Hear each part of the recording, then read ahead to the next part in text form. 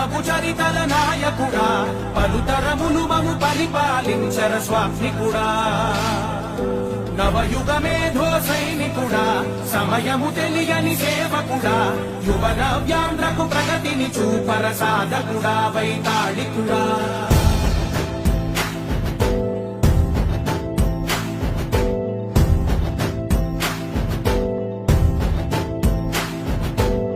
ప్రతి ఇల్లు నిన్నే నిన్నే పిలిచింది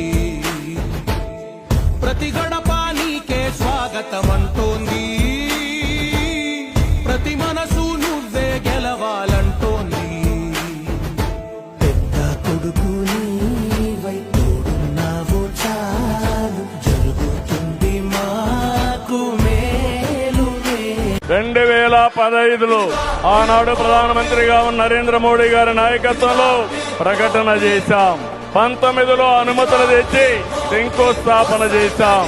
భోగాపురానికి నాడు కొబ్బరికాయ కొట్టింది మనమే, నేడు గుమ్మడికాయ కట్టింది మనమే. గుర్తుపెట్టుకోమని కోరుతున్నాను.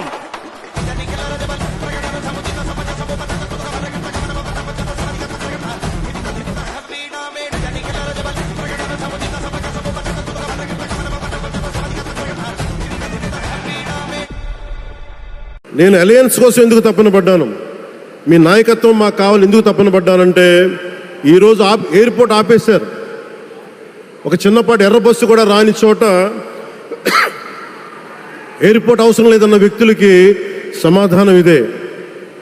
ఇన్ని వేల మందికి ఇన్ని వేల కోట్ల పెట్టుబడి వచ్చింది అంటే ఆశీస్సులు కావాలంటే దేశం కోసం నిలబడే నాయకుడికి మన అండగా ఉంటే ఏం జరుగుద్ది అంటానికే ఈ భోగాపురం ఎయిర్పోర్ట్ ఈరోజు ప్రారంభోత్సవం నిలువెత్తు నిదర్శనం.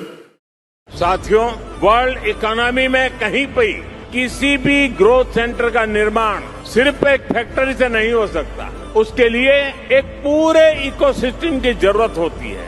आज आंध्र प्रदेश में हम ग्रोथ का वही इकोसिस्टम तैयार कर रहे हैं. चंद्रबाबू नायडू जी व्यक्तिगत स्तर पर दिन रात मेहनत करते हैं. इसी का परिणाम है आज दुनिया की कई बड़ी बड़ी कंपनियां यहां निवेश करने के लिए आना चाहती हैं. మిత్రులారా, ప్రపంచ ఆర్థిక వ్యవస్థలో ఏ గ్రోత్ సెంటర్ అయినా ఒక్క ఫ్యాక్టరీతో నిర్మించబడదు. దానికోసం ఒక పూర్తి ఈకో సిస్టమ్ ని మనం ఏర్పాటు చేయాలి. ఈ రోజు ఆంధ్రప్రదేశ్ లో మనం అలాంటి గ్రోత్ ఈకో సిస్టమ్ ని నిర్మించబోతున్నాం. మన ముఖ్యమంత్రి చంద్రబాబు నాయుడు గారు వ్యక్తిగతంగా రాత్రి పగలు రాష్ట్రం కోసం కష్టపడుతున్నారు.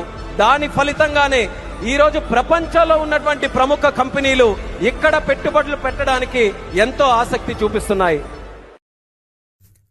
కడప జిల్లాలోని మరిన్ని వార్తా విశేషాల అప్డేట్స్ కోసం మా SCN న్యూస్ ఛానల్ను తప్పకుండా చూడండి.